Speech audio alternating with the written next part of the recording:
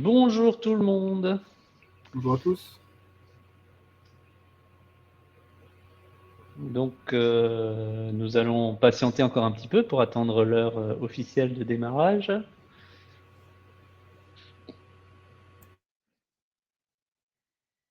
Donc, est-ce que tout le monde nous entend bien, Morgane et moi? Vous avez un chat en bas à droite si jamais vous voulez intervenir, poser des questions, dire que ça marche plus. La dernière fois, on a eu quelques petits soucis de son, donc j'espère que cette fois-ci, ça ira mieux. Merci, Joël.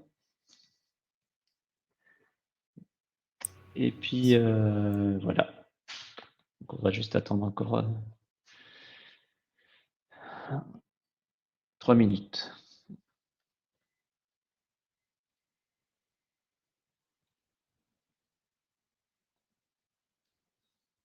Ah, Morgane, il y a du soleil chez toi. Quelque chose de très rare dans ma région. Ici, c'est un peu plus couvert. Hein, mais... Attends, je vais voir pour descendre un peu le rideau pour histoire que ça fasse pas un contre-jour.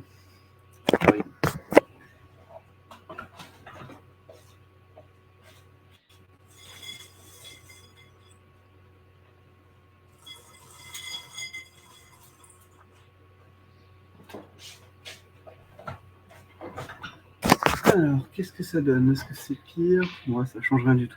Je peux pas faire mieux, sinon je suis dans le noir. C'est pas grave. De toute façon, c'est pas nos têtes qui sont importantes, c'est ce qu'on raconte.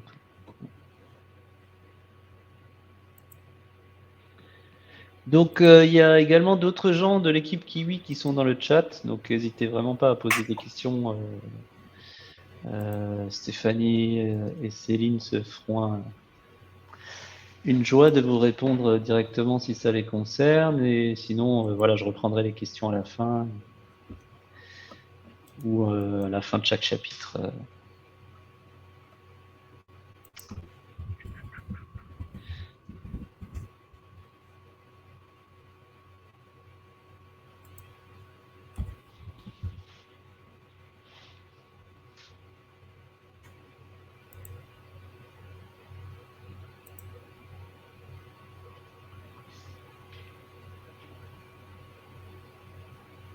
Bon, je pense qu'on va démarrer. C'est bon, Morgane, pour toi? Ouais, c'est bon.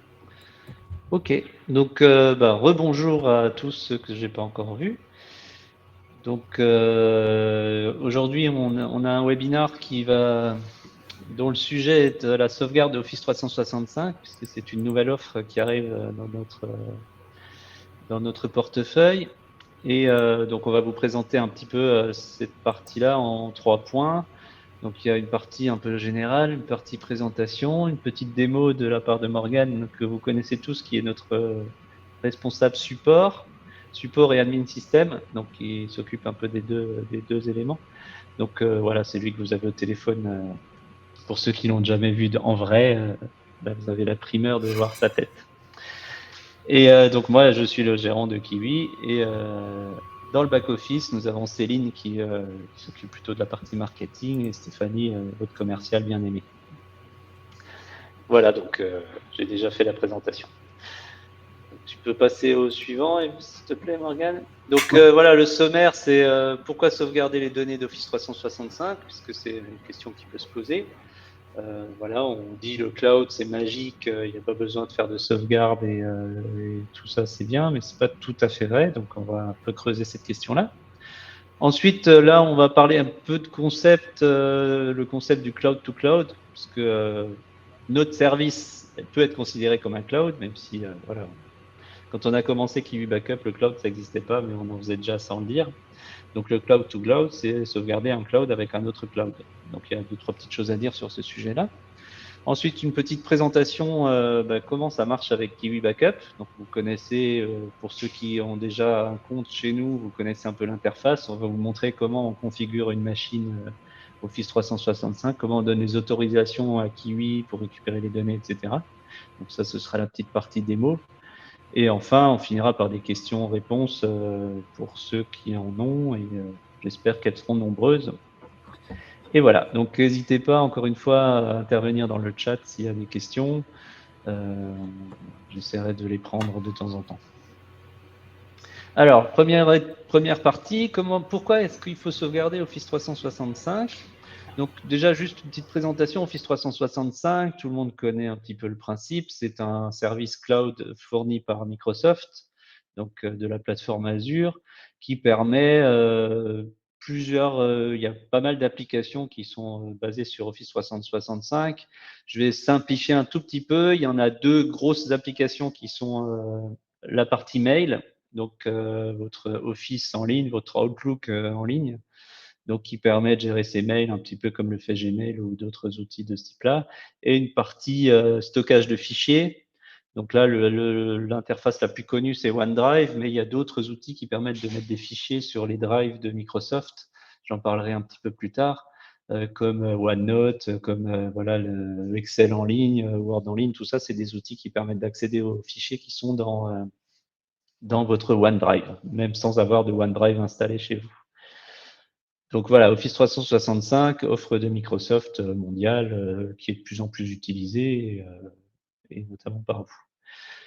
Donc pourquoi est-ce qu'il faut sauvegarder ces données?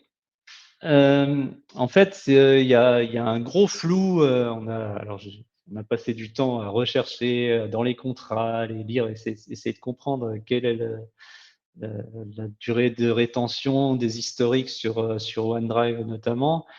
C'est pas super clair. Il y a des infos assez contradictoires. Alors, on trouve des fois 90 jours, des fois 30 jours. On ne sait pas trop ce qui se passe quand on supprime des fichiers, combien de temps on va les conserver. La partie mail, c'est encore un autre sujet. Voilà, donc c'est pas hyper clair sur combien de temps et combien de versions sont conservées sur vos fichiers que vous mettez sur le drive. Et il y a un certain nombre d'autres problématiques qui se posent, et notamment une sauvegarde. Voilà, vous le savez si vous avez déjà suivi certains webinaires. Pour moi, c'est quelque chose qui doit être absolument stable. C'est-à-dire, ça ne doit pas être possible de modifier une sauvegarde. OneDrive, c'est un outil de synchronisation qui vous permet de travailler à plusieurs sur le même dossier, de travailler avec plusieurs postes sur vos fichiers. C'est pas un outil de sauvegarde, quoi. Donc, quelque part, déjà, on ne parle pas tout à fait de la même chose, mais voilà, on entend parfois, j'ai pas besoin de sauvegarde sur OneDrive, je peux revenir à n'importe quelle version précédente. Voilà, ça pose quand même un certain nombre de problèmes. Notamment, voilà, il y a une statistique dont on avait parlé sur un précédent webinaire sur le nombre de jours entre une intrusion et sa détection. C'est la moyenne, c'est 94 jours. Donc, ça veut dire que parfois, si vous attendez longtemps avant de vous rendre compte qu'un fichier a disparu ou qu'il a été infecté par un cryptovirus. Et si vous avez 90 jours de rétention, 94 jours, c'est trop tard, quoi. Donc voilà, ce chiffre baisse continuellement. C'était 127 jours en 2019 parce qu'aujourd'hui, on a des outils de détection un peu plus efficaces et plus rapides. Mais disons que ça reste quand même un problème. Donc quand on garde 3 jours d'historique de backup, on voit bien que clairement, c'est pas suffisant, quoi. Donc, alors pourquoi est-ce que voilà, le système de rétention de OneDrive n'est pas suffisant? Notamment, il y a plusieurs causes, notamment la suppression dans la corbeille. Quand j'efface un fichier, je le mets dans la corbeille, il est conservé un certain nombre de jours, je peux le ressortir de la corbeille, mais une fois qu'il est définitivement effacé, je perds aussi l'historique qui va avec les fichiers qui sont dans la corbeille. Donc si c'est pas la dernière version que je voulais, que j'ai mis en corbeille, mais la version précédente, je l'ai plus non plus.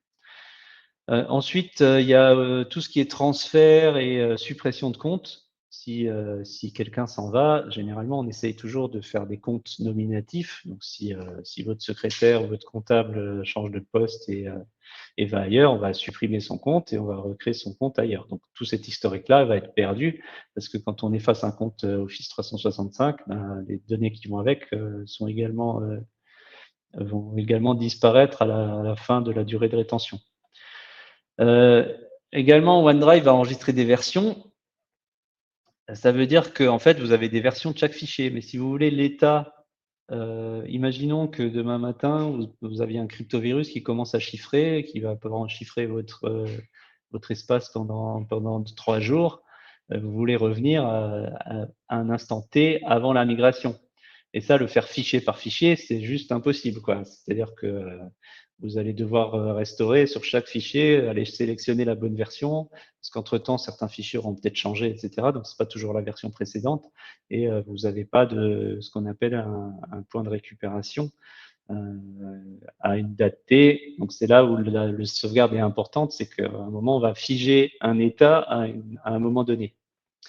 Donc ça, c'est intéressant aussi d'avoir une sauvegarde parallèlement à ça. Donc voilà, un fichier.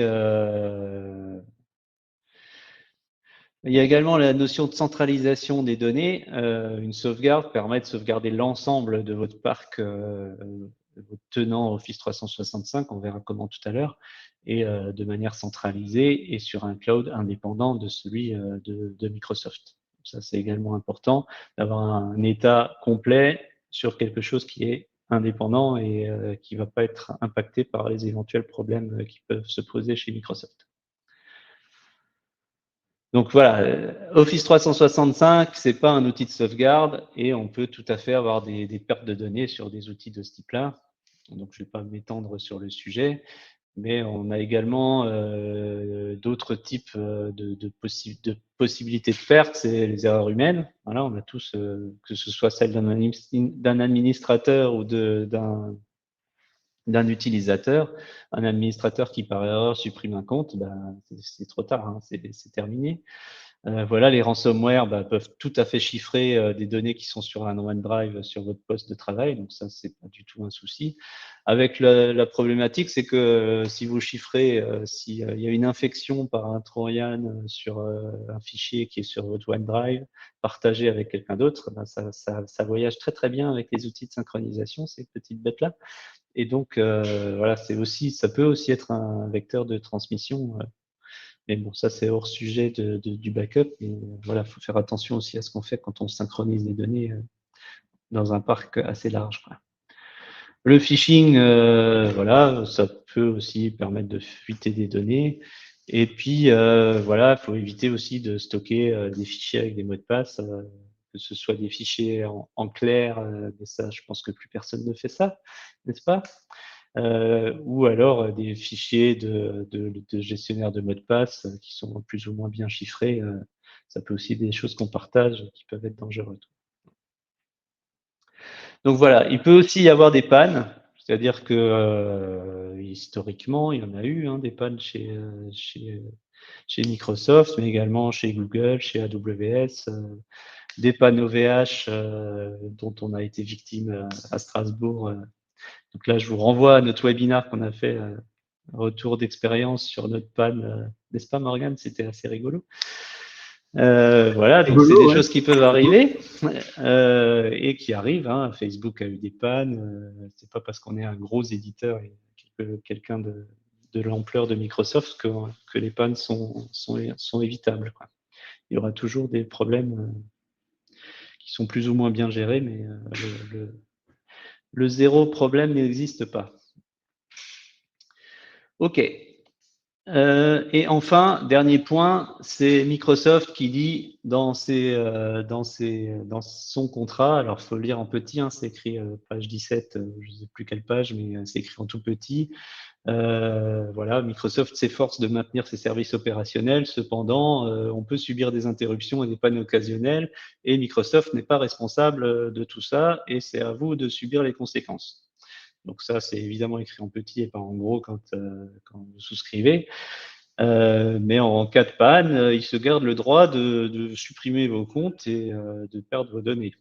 D'accord ? Au pire, vous pouvez récupérer un mois d'abonnement, mais si vous avez perdu votre compta, un mois d'abonnement, ça ne va pas aller chercher très loin, quoi. Donc, c'est recommandé de sauvegarder régulièrement le contenu sur un service tiers. Donc voilà, c'est relativement clair dans les conditions générales de vente de Office 365. Donc voilà, ça clôt le débat si on se pose la question de est-ce qu'il faut sauvegarder les données qui sont sur Office 365 ou pas. Donc voilà, ceci étant dit, on peut passer à la partie... il y a encore un point. Donc voilà, juste pour finaliser sur ce point-là, j'ai pas les slides en avance, ça serait bien si j'avais un petit truc avec les slides en avance. Donc la responsabilité, de toute façon, elle incombe toujours au client, d'accord. Votre service cloud est jamais responsable à votre place de votre sécurité.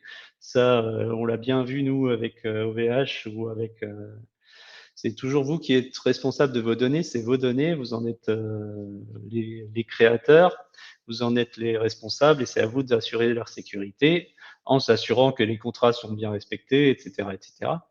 Et des mesures opérationnelles qui sont prises par vos fournisseurs. Donc là, on a pris l'exemple de l'incendie OVH. Voilà, nous on a demandé des comptes sur les systèmes d'incendie, etc. Mais en cas de panne, bah, c'est le contrat qui s'applique et les contrats, comme je vous ai montré tout à l'heure, ils spécifient bien que c'est pas de leur responsabilité de maintenir la disponibilité des données. Donc il y a cette problématique-là, c'est que effectivement, voilà, c'est à vous d'assurer la sécurité de vos données et c'est jamais le fournisseur qui en est responsable. Donc, il y a de toute façon aucune garantie de restauration de données. Si OVH fait brûler un data center, ben, voilà, ils vont vous rembourser un mois d'abonnement, un serveur à 50 euros. Voilà, vous avez 50 euros de ristourne sur votre prochaine facture, mais vous avez quand même plus de données. Donc, en cas de sinistre, bah, c'est aussi beaucoup de travail. Là, je vous réinvite à voir notre webinar. C'est une semaine de travail juste pour remonter les données. Donc, ça peut être impactant sur votre activité, ça peut être impactant sur votre disponibilité pour d'autres choses et engendrer des frais importants puisque remonter des données d'un cloud, ça peut être assez long et ça peut engendrer des dépenses de serveurs, de location, etc., etc. Donc voilà, de toute façon, à la fin, c'est toujours le client qui est responsable de ces données et qui délègue cette responsabilité à ces différents intervenants. Donc, les gens qui font de l'infogérance sont responsables de par leur contrat, mais sinon, c'est toujours le client qui en est responsable. OK. Donc,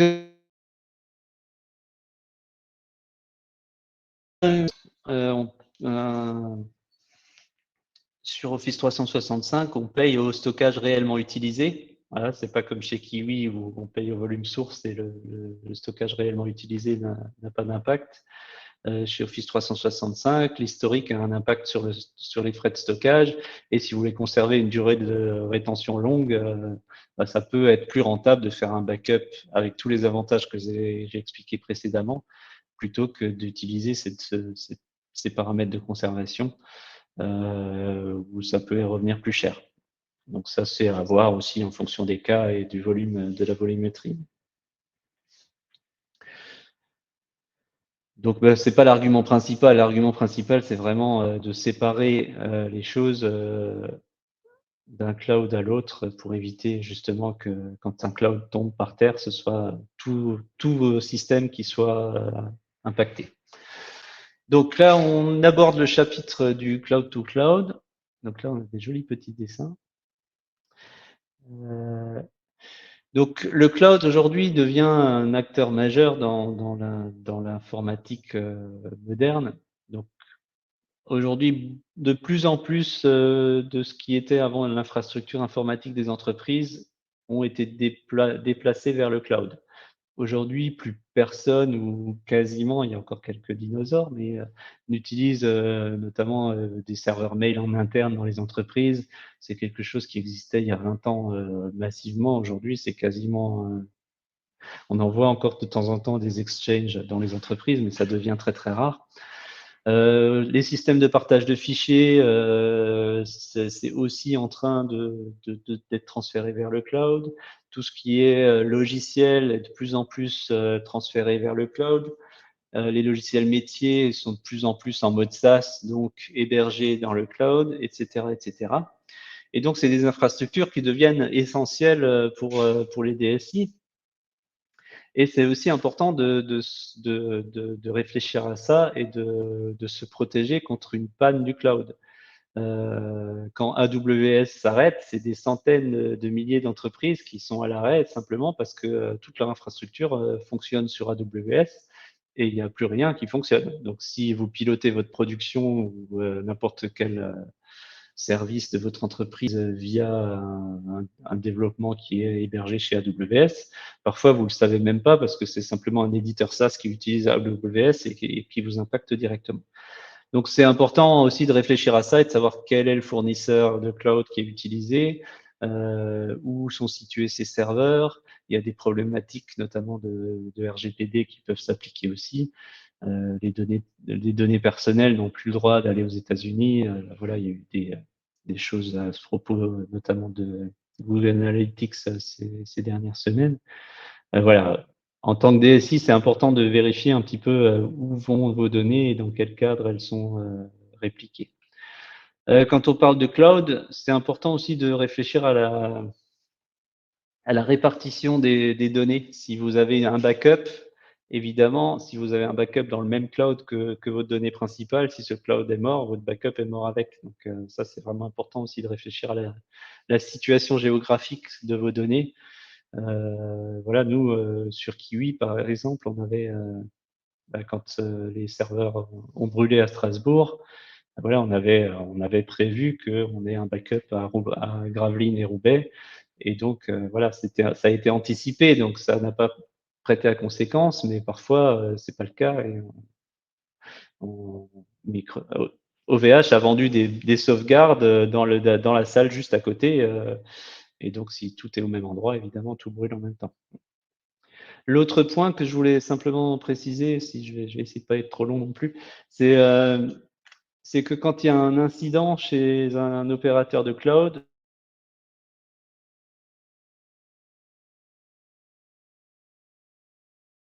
que allô? Ouais, je t'entends, mais je t'entends plus.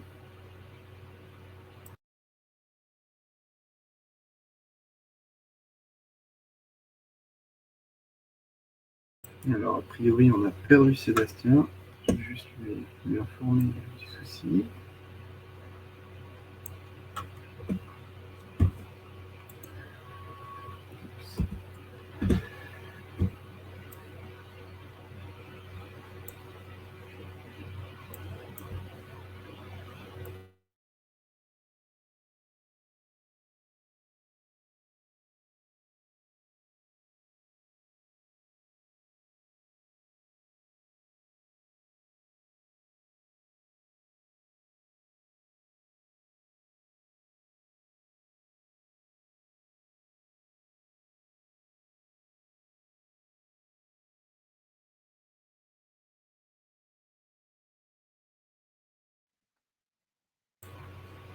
Sébastien de retour.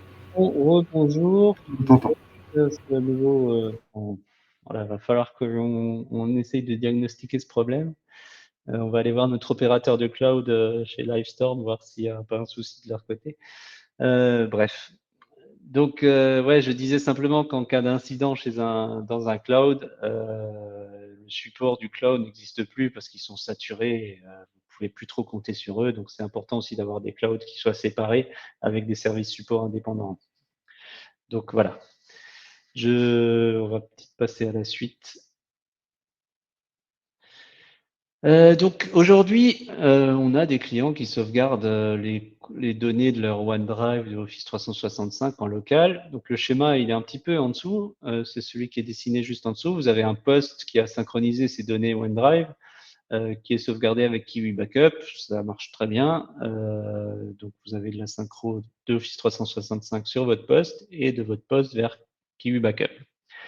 Voilà, on voit tout de suite sur le schéma que ça nécessite en gros d'envoyer les données de Office 365 sur le poste et du poste vers Kiwi Backup. Alors même si on a des outils optimisés, etc., voilà, on se rend compte assez facilement que c'est un peu idiot comme principe et que vaut mieux passer directement d'Office 365 sur le cloud Kiwi Backup sans passer par un poste qui peut être éteint, qui peut être en vacances, etc., etc.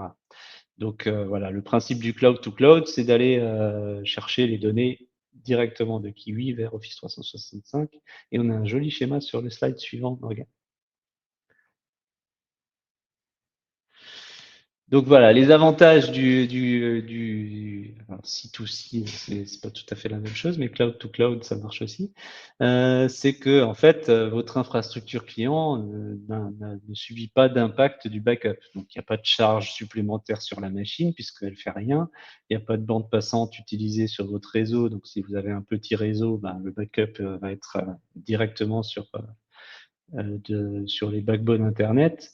Donc, il n'y a pas d'impact. Et donc, ça, c'est pas mal. Ça permet également de programmer les backups à des heures de la journée sans que ça impacte votre production. Et donc, voilà, c'est directement Kiwi qui va se connecter sur Office 365, récupérer les données du jour à une heure dite et faire cette sauvegarde et archiver les 90 jours d'historique comme vous en avez l'habitude. Pardon. Donc, comment ça fonctionne? Alors, le principe, c'est qu'en fait, on a déclaré, nous, une application Office 365. Donc, je sais pas, vous avez peut-être d'autres applications comme ça sur Office. Vous pouvez autoriser un certain nombre d'applications à se connecter sur votre tenant. Et donc, nous, on a déclaré une application qui s'appelle Kiwi Backup. Voilà, on n'a pas fait dans l'originalité. Et vous autorisez cette application à se connecter sur votre tenant avec c'est pas tout à fait le dernier schéma que j'avais, moi j'en avais plusieurs. Et donc vous autorisez en lecture. Alors c'est uniquement en lecture pour les sauvegardes. On rajoutera aussi l'écriture pour la restauration. On en parlera un petit peu plus tard. Et vous autorisez l'application Kiwi Office 365 à se connecter via les API Graph. Donc les API Graph, c'est un ensemble d'API que fournit Microsoft pour aller interagir avec les données qui sont stockées sur leur cloud. Donc les API sont assez larges, hein, on peut vraiment tout faire, créer des comptes, etc., etc. Nous, on utilise uniquement la partie récupération de fichiers et de mails pour aller faire ce backup. Donc ça demande plusieurs étapes qu'on vous expliquera tout à l'heure.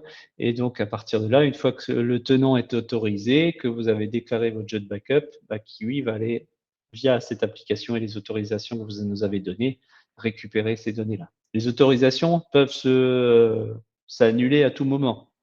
C'est-à-dire que si demain vous voulez plus que Kiwi accède aux données d'un tenant, vous coupez l'autorisation, le backup ne marchera plus et le volume va disparaître. Donc ça, voilà, c'est une autorisation, évidemment, comme vous le faites quand vous installez un Kiwi sur une machine, vous donnez l'accès au... Alors, quand on parle de tenant, il y a une question, effectivement. On parle du tenant de l'administrateur général du compte Office 365, donc celui qui va gérer les différents comptes, les users, les boîtes aux lettres, les OneDrive, etc. Et à partir de là, on verra tout à l'heure, on peut sélectionner quels sont les users qu'on veut sauvegarder ou pas, ou tous les users, ou l'ensemble du tenant, simplement. Ça, c'est Morgane qui va vous montrer ça dans la partie démo. Donc, on va sauvegarder l'ensemble de ce qu'il y a sur les drives de Microsoft. Donc, ça comprend évidemment ce qui est appelé OneDrive, mais aussi les fichiers qui sont générés par OneNote, par SharePoint et compagnie, tout ce qui va avec, les fichiers attachés sur Teams, tout un tas de données qui sont pas directement gérées par l'application OneDrive, mais gérées par les outils annexes. Voilà. Un petit mot peut-être sur le fait qu'on fasse de l'incrémental. Je crois qu'on a perdu Morgane cette fois-ci. Non, non. Morgane? Oui. Moi, je t'entends, mais je sais pas si tout le monde m'entend.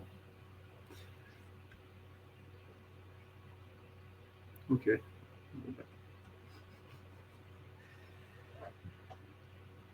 Du coup, c'est pas grave, c'est à moi de prendre le relais, donc on va pas rester coincé là-dessus. Je t'invite éventuellement, Sébastien, à te recoder si tu veux pouvoir m'entendre. Donc, on va juste vous faire une petite présentation de comment on met simplement en place un contrat Office 365 et on y ajoute ce qu'on appelle des utilisateurs dans l'équivalent de ce qu'on avait avant dans les contrats, c'est-à-dire une machine. Donc, je vous laisse cette image-là, mais je vais basculer sur une vraie présentation. Ça sera plus simple pour vous montrer à quoi c'est censé ressembler. Donc, j'espère que je ne vais pas me faire dégommer en faisant ça. Donc, voilà. Donc, hop. Partager l'écran. Hop. Fenêtre. Voilà. Donc, en théorie, je devrais me retrouver sur une fenêtre Google Chrome avec un contrat de présentation. Donc, déjà, pour la création d'un contrat Office 365, ça se passe un peu comme la création d'un contrat classique pour ceux qui ont l'habitude. Vous allez dans la gestion de vos contrats ici à gauche et vous avez un bouton ajouter un contrat qui se situe ici. Donc, quand vous faites ça, vous faites un contrat. Faites un contrat un peu standard, voilà, démo Office. Hop, vous lui allouez une taille de volume source. Donc, on va mettre 250 Go, un nombre de machines allouées. Alors, sachez que, comme on expliquait tout à l'heure, vous avez la possibilité en enregistrement de machines d'Office, comme vous êtes logué avec votre utilisateur admin du tenant, vous avez la possibilité, dans une seule machine, de rajouter l'ensemble des utilisateurs. Donc, soit vous pouvez mettre une machine pour chaque utilisateur, soit vous pouvez faire une machine avec tous les utilisateurs. Un mail d'alerte, voilà. Et puis le reste, c'est pas trop important. On va juste déjà créer un contrat vide.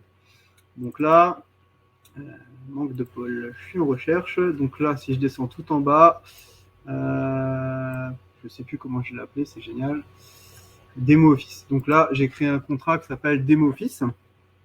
Et c'est à ce moment-là, en fait, qu'on va pouvoir connecter un contrat standard sur une partie Office. Donc, comme vous pouvez le voir ici au-dessus, vous avez un bouton connecté à Office 365. Donc, quand vous cliquez dessus, il vous ouvre une petite fenêtre de connexion Microsoft. Alors, je vais m'y connecter gentiment avec un compte. Alors, vous pouvez le faire avec des contrats existants. Vous n'êtes pas obligé de créer un nouveau contrat pour connecter vous pouvez lier un contrat existant. Vous pouvez utiliser un contrat existant du client et puis simplement connecter ce contrat et ajouter une machine sur le même contrat. Donc, une fois que vous êtes connecté, vous allez avoir cette fenêtre-là qui va apparaître, qui va vous demander en fait de valider ce qui vous expliquait tout à l'heure Sébastien, l'autorisation Kiwi à faire différentes choses qui sont listées ici. Mais grosso modo, c'est pour accéder et pouvoir récupérer vos fichiers. Donc, une fois que vous avez accepté, ça vous renvoie sur le web admin et le bouton que vous aviez tout à l'heure qui vous permettait de vous connecter à Office a changé et il s'appelle maintenant Machine Office 365. Donc, c'est à ce niveau-là, en fait, que ça va un peu différer de ce que vous aviez l'habitude de faire avant pour des postes classiques. C'est-à-dire que le poste classique vous obligeait plus ou moins à installer l'application et à enregistrer votre machine depuis un poste utilisateur.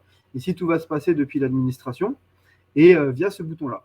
Donc, une fois lié, vous cliquez sur ce bouton-là et il va simplement vous demander, par rapport au tenant que vous avez renseigné sur le contrat, déjà de donner un nom à la machine que vous voulez sauvegarder. Donc là, on va mettre Morgane. Et ensuite, de choisir les utilisateurs. Donc, soit vous choisissez de cocher la case tous les utilisateurs. Dans ce cas-là, effectivement, tous les utilisateurs qui sont listés en bas seront sélectionnés. Et soit vous pouvez cibler un utilisateur en particulier. Donc là, par exemple, je prends l'utilisateur de mon compte. Je valide et je me retrouve dans mon espace Office 360 avec une machine qui est identifiée comme telle. Donc ici, on voit bien. Alors, je précise juste un point, Morgane, excuse-moi. Oui. Donc, si vous cochez tous les utilisateurs, ça va être tous les utilisateurs à l'instant du backup. Si demain, vous rajoutez des utilisateurs dans votre tenant, ils seront inclus si vous cochez tous les utilisateurs. Si vous les cochez tous individuellement, ce sera que ceux qui sont cochés qui seront inclus. D'accord, le principe est assez simple à comprendre, mais ça vaut bien de le préciser quand même. C'est ça. Donc, du coup, une fois que la machine est enregistrée, vous la voyez apparaître ici avec ce logo-là. Les backups des postes Office 365 sont journaliers, c'est-à-dire qu'on a une tâche côté serveur chez nous qui va instancier le lancement des sauvegardes Office 365. Donc, voilà, c'est pas vous ne pouvez pas initialiser un backup là-dessus. Donc, on a décidé actuellement de lancer ces tâches plutôt dans des horaires où il n'y a pas les backups classiques qui tournent. Donc, en général, les backups classiques tournent plus pendant la nuit. Pour un peu répartir la charge, on a fait le choix de les lancer en journée. Et du coup, il n'y a plus d'action à faire en fait, de votre part, en dehors d'éventuellement faire une restauration si vous en avez besoin. Donc, je vais juste rebasculer sur mon autre. Vous pouvez quand même, par contre, avoir accès aux logs et aux stats de backup qui sont toujours disponibles et qui vous permettent de suivre un peu l'avancement, notamment sur les gros volumes. Le primo backup peut prendre un peu plus de temps que d'habitude, pas qu'un backup simple, et donc ça peut être intéressant de suivre un peu cette actualité-là. Donc tant que le backup n'est pas allé au bout, de toute façon, il n'y a pas de volume, vous avez un volume nul, et dès qu'il va au bout, vous voyez les stats et les logs dans les statistiques. Alors, du coup, j'ai rebasculé sur le contrat où j'ai des machines qui ont déjà sauvegardé, puisque, comme je vous expliquais, ce n'est pas des sauvegardes qu'on lance manuellement. Donc, il y a plusieurs cas de test. Celui-ci, c'est un contrat, enfin une machine où j'ai ciblé mon compte à moi, plus un compte de test qui est encore à l'intérieur. Et les autres, c'est des trucs un peu plus réduits, voilà, où il y a moins de choses. Celui-ci, par exemple, il n'y a que mon compte à moi. Donc, l'idée, c'est que ça va se représenter un peu comme une machine classique dans l'affichage. Vous avez les logs, les statistiques. Donc, quand vous vous retrouvez dans les statistiques, vous avez des informations un peu relatives à ce qui s'est passé lors des backups. Alors, on peut voir que le volume source, par exemple, ici, il est d'1 giga, et sur le second backup, on n'a même pas eu de transfert. Donc ici, on voit qu'il est au même poids, mais qu'on a un petit transfert. Donc pourquoi on n'a pas un transfert complet de 1 giga sur le premier backup? Tout simplement parce que les données que j'ai utilisées ont déjà été utilisées pour d'autres tests en interne, et que du coup, il n'y a pas grand changement dans ces données-là. Et aussi, parce le principe de déduplication à la source s'applique aussi à Office 365. Donc, si c'est des données que vous avez déjà backupées par ailleurs, ça va aussi aller plus vite, quoi. C'est ça. Donc ensuite, vous avez accès au log aussi, comme il vous expliquait tout à l'heure. On est en train de voir ce qu'on va effectivement afficher. On est en train de faire des modifs encore actuellement pour savoir qu'est-ce qu'on va afficher. Mais globalement, vous allez retrouver des infos de démarrage de sauvegarde et des infos de progression sur cet onglet-là. Voilà. Oui, ça c'est à peu près stabilisé. Vous aurez un indicateur de progression tous les 1000 fichiers comme vous l'avez sur le backup habituel. Donc ça vous permet de savoir un petit peu où vous en êtes. Mais voilà, ça c'est surtout pour nous, puisque là, pour le coup, c'est nos serveurs qui se connectent à Microsoft. Vous n'avez pas la moyen d'intervenir là-dessus de toute façon. Alors, et le dernier élément que je peux vous présenter, c'est la partie restauration du coup. Donc, pour ceux qui ont vu le webinaire précédent, on était un peu plus général sur ce qu'on avait à vous dire. On n'était pas que ciblé sur le Office 365. On a aussi rajouté une fonction récemment de restauration depuis l'admin. Donc, pour l'instant, sur la partie Office 365, ça va être de cette façon-là que vous allez pouvoir faire les restaurations. Donc, depuis l'admin, vous avez un bouton restaurer qui est ici. Alors, faites gaffe, il y a un bouton restauration. Je le précise parce que au dernier webinaire, je me suis fait contacter en me disant ça marche pas, Morgane, au secours. C'est juste que la personne n'était pas sur le bon onglet. Donc, je vais vous expliquer la différence entre les deux. Les deux sont liés. Le premier, restauration, c'est celui qui va vous lister ce que vous avez lancé en restauration et que vous allez pouvoir récupérer. À cet endroit-là, vous allez pouvoir télécharger la restauration que vous avez demandée. L'autre bouton restaurer, lui, il va un peu vous afficher quelque chose de similaire à ce que vous avez dans l'onglet restauration du logiciel qui est installé sur les postes, c'est-à-dire une liste de dates que vous allez pouvoir dérouler et les éléments à l'intérieur que vous allez pouvoir restaurer. Donc là, dans le test que je vous déroule, j'avais au préalable sauvegardé voilà, des dossiers, l'utilisateur Morgane et un utilisateur de test dans lequel on peut voir voilà, qu'il y a plusieurs petits trucs, des listes de fichiers, etc. etc. Et ici, pareil, plusieurs éléments. Donc, une fois que vous avez choisi ce qui vous intéresse, il vous suffit de le sélectionner dans la liste et de choisir, par exemple, si vous voulez ces deux fichiers-là, de cliquer sur valider ici pour initialiser une restauration. Donc, il y a des chances que ça ne fonctionne pas parce que je n'ai pas le two factor. Non, c'est bon, je l'avais activé. Donc, ça vous remet directement sur l'autre onglet que je vous expliquais, donc la partie restauration. Et là, vous allez pouvoir y retrouver la liste des fichiers de ce que vous avez demandé à restaurer. Donc, on peut voir que vers 10h ce matin, j'ai fait un petit test préalable pour initier une restauration de tout l'utilisateur Morgane. Donc, j'ai coché juste cette partie-là. Et au bout de quelques minutes, le fichier était disponible au téléchargement. Donc là, par exemple, si j'actualise ma page, voilà, on voit qu'il y a aussi un bouton télécharger pour les deux éléments les deux éléments qu'on a demandés. Donc là, il vous suffit juste de cliquer, ça vous initie un téléchargement. Voilà, vous permet de télécharger un tar.gz. Celui-ci, une fois qu'il est récupéré, vous avez accès à la structure de ce que vous lui avez demandé, donc un dossier avec le nom de l'utilisateur et les dossiers et fichiers que compose ce que vous avez demandé dans la restauration. Voilà. Donc à ce niveau-là, je pense qu'on a fait le tour sur l'intégration Office 365. Je crois que Sébastien n'a plus le vocal. Je vais juste voir ce que c'est bizarre. Alors, ça y est, il est retour. Et en fait, Voilà. je suivais, mais j'ai oublié de cliquer sur présenter. Donc, ouais, j'ai vu que tu répondais aux questions en partie dans le chat. Donc j'ai vu qu'il y avait aussi des questions. Est-ce que tu es revenu Oui, je suis là. Tu m'entends? Ouais, je t'entends, mais j'ai vu que tu avais commencé à répondre aux questions, donc je ne sais pas si on embraye sur les questions-réponses ou si j'ai encore d'autres choses à Oui, monter. ben on va déjà prendre les questions, effectivement. Donc là, du coup, comme vous avez compris, vous avez le choix soit de sauvegarder l'ensemble du tenant, donc tous les utilisateurs, soit utilisateur par utilisateur, si vous préférez choisir un petit peu qui vous voulez sauvegarder et qui vous voulez pas. Pour l'instant, on n'a pas allé plus loin que ça, c'est-à-dire on n'est pas allé jusqu'à sélectionner des dossiers à l'intérieur même du OneDrive, mais c'est quelque chose qui peut arriver assez rapidement si ça vous intéresse.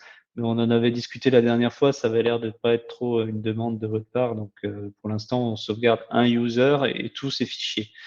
La partie restauration, en fait, elle est déjà accessible à tout le monde et c'est le même outil que pour la restauration des données sauvegardées de manière classique.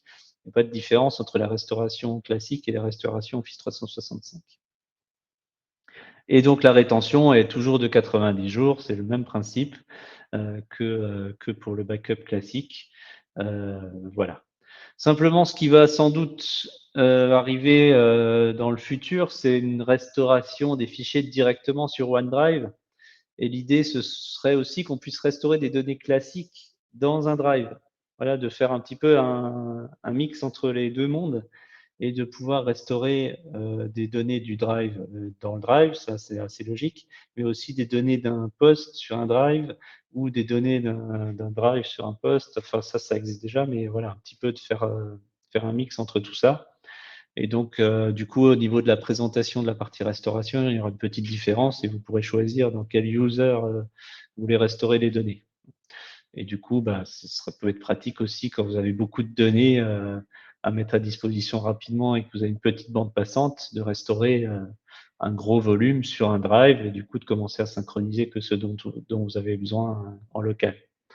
Donc ça peut aussi être un élément intéressant pour la suite. Donc pour l'instant, voilà, la restauration, elle se fait via un fichier téléchargeable. Voilà, s'il n'y a pas d'autres questions, on va peut-être passer à l'autre question que vous vous posez tous.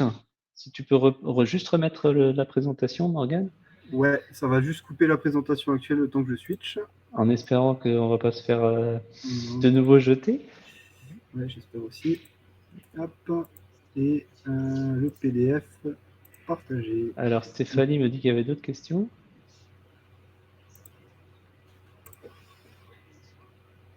Ah, il y a effectivement Johan Goba qui pose une question sur le temps que prend un backup. Alors, ça dépend du backup. C'est un primo backup, ça prend un certain temps aujourd'hui. On est encore en train de travailler sur des optimisations pour que ce soit plus rapide. Un 200 gigas, aujourd'hui, c'est une journée et c'est réglé. Sachant que les API Microsoft Graph sont pas hyper rapides et voilà, mais ça, c'est des choses qu'on peut optimiser de notre côté. Sinon, aujourd'hui, j'ai fait un test avec une machine de 140 gigas. En moins d'une heure, le backup était terminé sur un backup incrémental, c'est-à-dire que pas le primo backup, le backup secondaire. Après, ça dépend évidemment s'il y a beaucoup de changements, pas beaucoup de changements, etc. Ce qui prend le plus de temps, en fait, c'est de parcourir le disque Drive, puisque tout ça se fait via des API à distance, et c'est des choses qu'on va encore optimiser. Donc, clairement, aujourd'hui, une journée pour 200 gigas, c'est trop. Si vous avez beaucoup de comptes à cette taille-là, moi, ça ne me convient pas. Donc, on va encore travailler cette optimisation-là. Mais voilà, tout ça, c'est de toute façon nos serveurs qui travaillent, donc ça n'a pas d'impact pour vous. Mais c'est une bonne question. Donc, en fait, le dernier point pour finir, c'est la tarification. Alors, voilà, comme vous savez, chez Kiwi,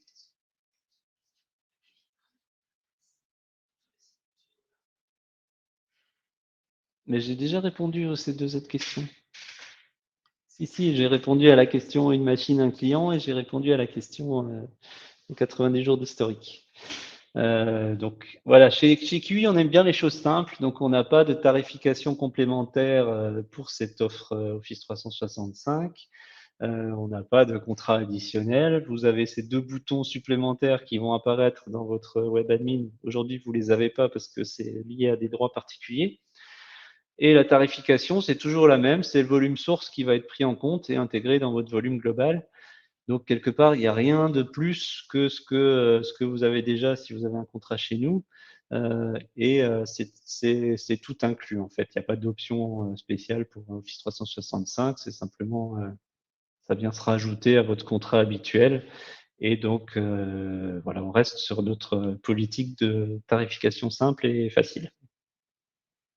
Donc là, c'est assez facile à comprendre. Il n'y a rien à comprendre, en fait.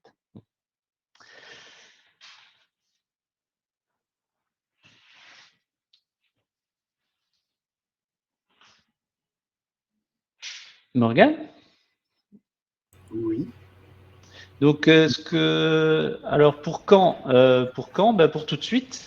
En fait, nous, on doit juste encore ouvrir ces droits pour que vous voyez tous le bouton. Et à partir de là, vous pourrez connecter les tenants. Morgane se tiendra à votre disposition si vous avez des besoins d'aide pour la partie configuration. Mais comme vous avez vu, c'est pas très compliqué. Donc voilà, il faut nous laisser. Voilà, au pire, lundi, vous avez ces fonctionnalités sur votre espace. Donc peut-être avant, on va voir comment on s'organise, mais on doit juste livrer une petite modification pour la mise à jour, pour gérer ses droits. Et à partir de là, vous aurez accès à cet Office 365. De toute façon, on va recommuniquer sur le sujet. Vous aurez une newsletter avec les informations là-dessus pour vous réinformer de tout ça. Et donc, vous pouvez tout à fait tester ça.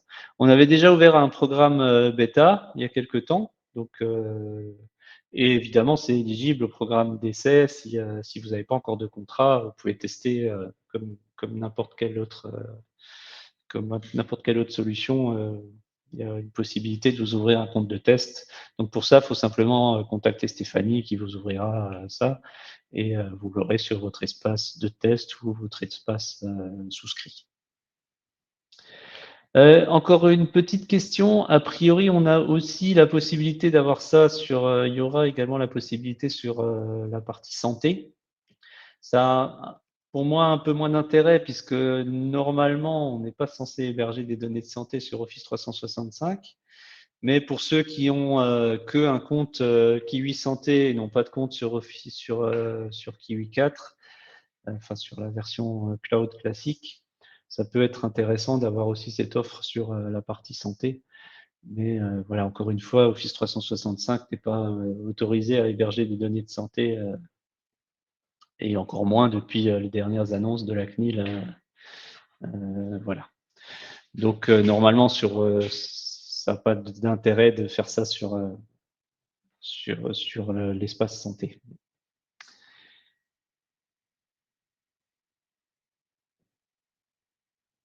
Alors, Johan nous pose encore une question.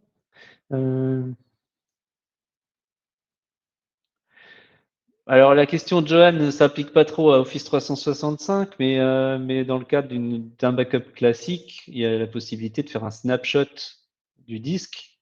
Et à ce moment-là, on fige l'état des fichiers pour avoir une cohérence entre les différents fichiers.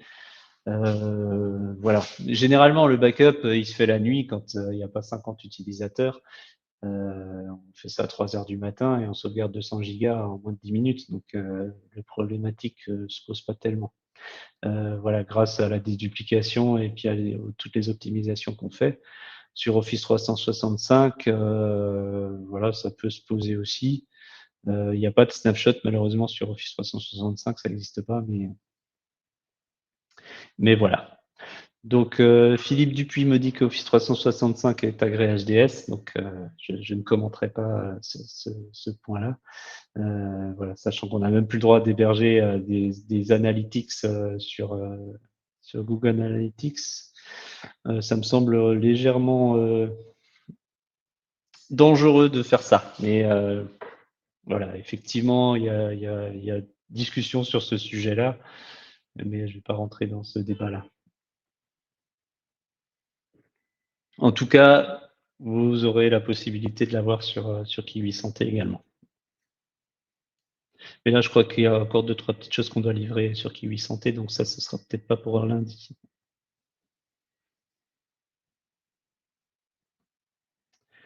Ok.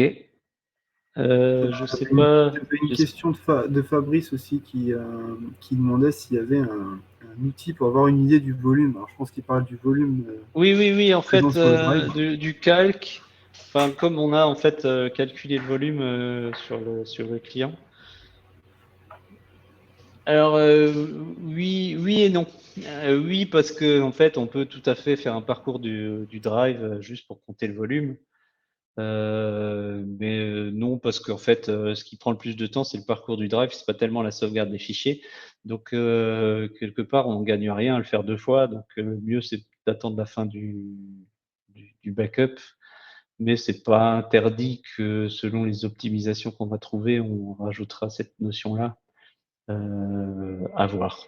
J'ai pas encore la réponse à cette question.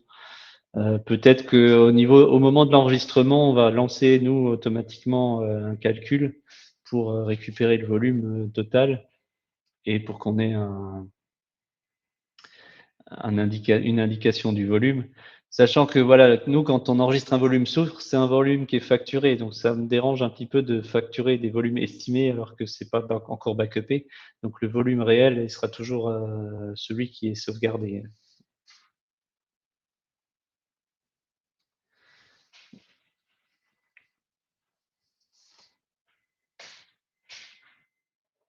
Mais voilà, encore une fois, on va essayer de faire en sorte que ces choses-là à éviter soient rapides.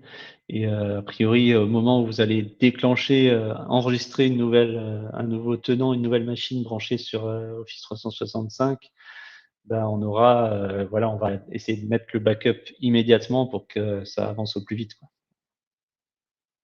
On va pas forcément attendre la prochaine session de backup quand c'est un primo backup.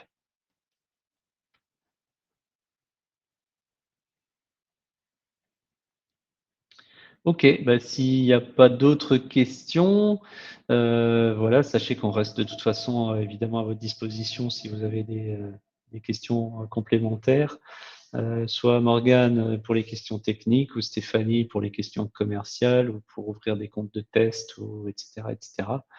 N'hésitez pas à prendre contact avec nous, soit par téléphone, parce qu'on a un téléphone qui fonctionne, et soit par notre site web, par mail, par tous les moyens imaginables. Merci à tous. Bonne journée. Merci, au revoir. Au revoir. Et je rappelle que le webinaire sera enregistré et que vous aurez la possibilité du coup de le partager à vos collègues s'ils n'ont pas pu se libérer. Donc de toute façon, vous allez recevoir un mail prochainement avec la rediffusion, enfin comment on dit, l'enregistrement. Allez, je coupe, je termine l'événement. Merci. Et on a tenu moins d'1 heure, pas mal. Merci, au revoir. Merci, au revoir.